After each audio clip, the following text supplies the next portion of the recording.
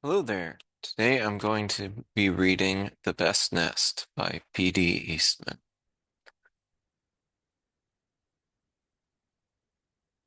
The Best Nest, written and illustrated by PD Eastman. Mr. Bird was happy. He was so happy he had to sing. This was Mr. Bird's song. I love my house, I love my nest. In all the world, my nest is best. Then Mrs. Bird came out of the house. It is not the best nest, she said. I'm tired of this old place, said Mrs. Bird. I hate it. Let's look for a new place right now.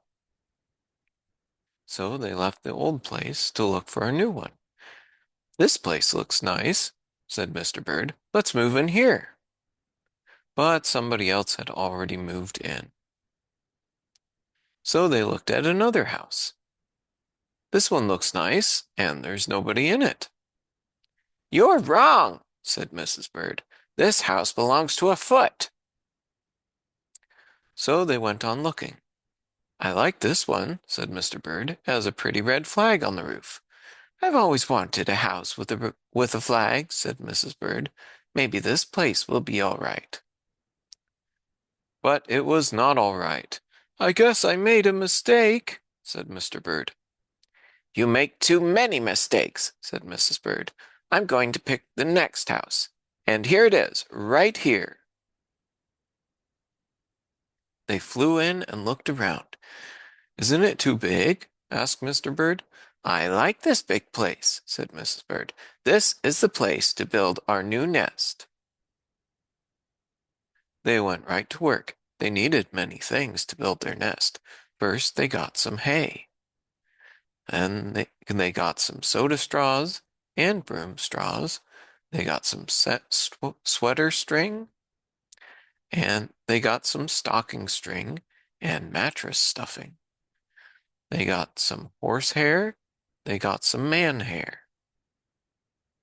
Soon they had all the hay, all the straw, all the string, all the stuffing, all the horsehair, and all the man hair they could carry. They took it all back to build their nest. Mr. and Mrs. Bird worked very hard. It took them the rest of the morning to finish their nest. This nest really is the best, said Mrs. Bird. I want to stay here forever. Mr. Bird was very happy too. He flew to the top of his house. He sang his song. I love our house. I love our nest. In all the world, our nest is best. He was so busy singing, he didn't even see Mr. Parker coming. Every day at 12 o'clock, Mr. Parker came to the church. Mr. Parker came to pull a rope. The rope went up to the bird's new nest. The rope rang the bell right under Mrs. Bird's nest. Bong, bong, bong, bong, bong. Mrs. Bird got out of there as fast as she could fly. Bong, bong, bong. When Mr. Bird came in, all he could see was a mess of hay and string and stuffing and horsehair and manhair and straws. Where was Mrs. Bird? I will look for her until I find her, said Mr. Bird.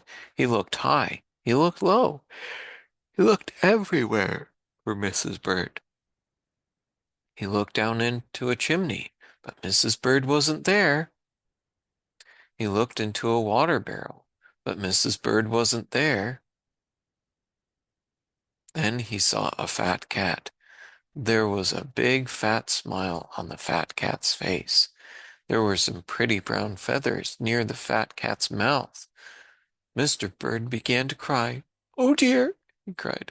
This big fat cat has eaten Mrs. Bird. Mr. Bird flew off. I'll never see Mrs. Bird again, he cried. It was getting dark. It began to rain. It rained harder and harder. Mr. Bird could not see where he was going. Crash! Mr. Bird bumped into something. It was his old house. That old, old house that Mrs. Bird hated. I'll go inside, said Mr. Bird. I'll rest here until the rain stops. Mr. Bird went in, and there was Mrs. Bird, sitting there, singing, I love my house, I love my nest, in all the world my nest is best. You here? Gasped Mr. Bird. I thought you hated this old nest. Mrs. Bird smiled. I used to hate it, she said, but a mother bird can change her mind. You see, there's no nest like an old nest for a brand new bird. And when the egg popped open, the new bird thought so too.